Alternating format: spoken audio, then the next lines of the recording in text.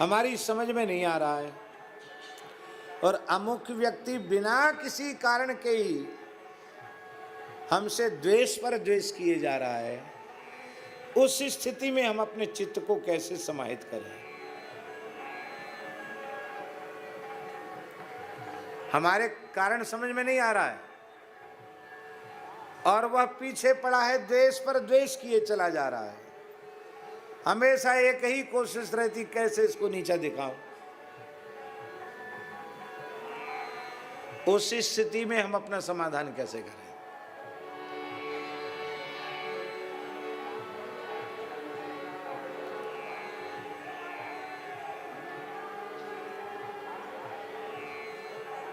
तब सबसे पहले अपने मन में इस बात को पक्का करना चाहिए कि कारण के बिना कार्य नहीं होता। कारणाभावे कार्या भावा, कारण के अभाव में कार्य का अभाव होता है। फिर से सुनो, कारणाभावे कार्या भावा, कारण के अभाव में कार्य का अभाव होता है।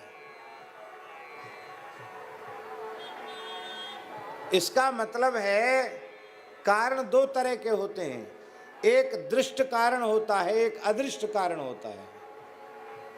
एक कारण ऐसा होता है जो हमको दिखाई पड़ता है, एक कारण होता है जो दिखाई नहीं पड़ता। तो आज वह व्यक्ति बिना कारण के हमसे द्वेष कर रहा है, हमारी बात नहीं मान रहा है, हमको नीचा दिखाना चाहता है, तो भले ही इस जन्म में हम दृष्ट कारण न समझ पा रहे हों, लेकिन किसी न किसी जन्म में हमने इसके प्रति ऐसा ही व्यवहार किया होगा। यदि पुत्र हमारे विरुद्ध व्यवहार कर रहा है तो हम भी कभी न कभी इसके पुत्र रहे होंगे, और ये पिता रहा होगा, हमने भी इसके साथ ऐसा ही किया होगा, इसलिए मेरे साथ ऐसा कर रहा है। आपको सुनकर आश्चर्य होगा, जन्मदात्री माता सौतेले पुत्र से भी बुरा व्यवहार करने लग जाती है। संसार में ऐसे उदाहरण होते हैं कि नहीं होते हैं? खास जन्मदात्री माता है, एक लड़के पर इतनी ज्यादा ममता है जिसका कोई ठिकाना नहीं, उसके लाख खून माफ हैं, और एक ऐसा उसको फूटी आंख नहीं देखना चाहती है। तब कई बार लड़के को संदेह होता है कि क्या मैं इसका बेटा नहीं हूं क्या? क्या बात है?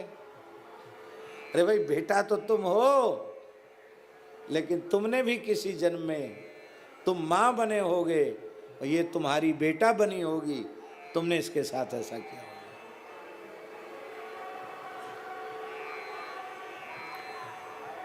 संसार में न कोई किसी का बाप है, न कोई किसी का बेटा है, न कोई किसी का भाई है, न कोई किसी की माई है, न कोई किसी का बंधु है, कुछ नहीं है।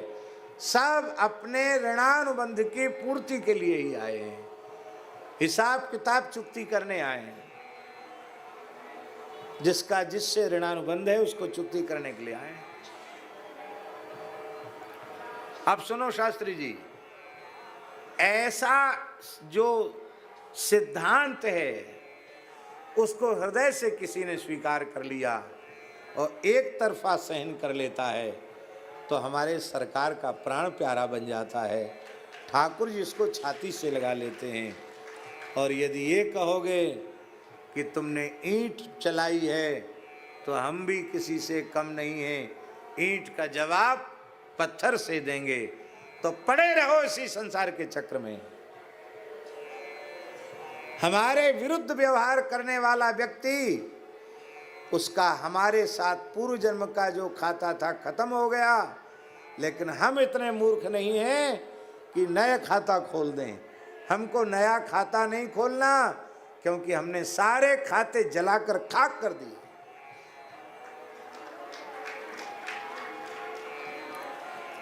ये है, इसी का नाम साधुता है। इस तरह से कोई जीवन का निर्वाह करे तब वो प्रभु का प्यारा बनता है। आप लोग कहेंगे ऐसा संभव है? अरे आप दर्शन कीजिए, हमारी प्रार्थना है परम पूज्य सदगुरुदेव श्री गणेश दास जी भक्तमाली जी महाराज का जीवन वृत्त पढ़िए, आपकी समझ में आ जाएगा। परम पूज्य पंडित श्री गया प्रसाद जी महाराज का जीवन वृत्त पढ़िए, आपकी समझ में आ जाएगा। परम पूज्य पंडित श्री जगन्नाथ प्रसाद भक्तमाली जी का परम दिव्य जीवन चरित्र देखिए, आपकी समझ में आ जाएगा। श्रीमद स्वामी रामर्षण दास जी महाराज का जीवन चरित्र पढ़िए, आपकी समझ में आ जाएगा। पूज्य बाबा श्री बालकृष्ण दास जी महाराज वेणुबिंद कुंज वाले महाराज जी का जीवन चरित्र पढ़िए, आपकी समझ में आ जाएगा। कितने संतों का नाम गिनाऊं मैं, ये सब हम लोगों के सामने आदर्श हैं, उदाहरण हैं, पर मात्सर्य का त्याग नहीं कर पाते हैं।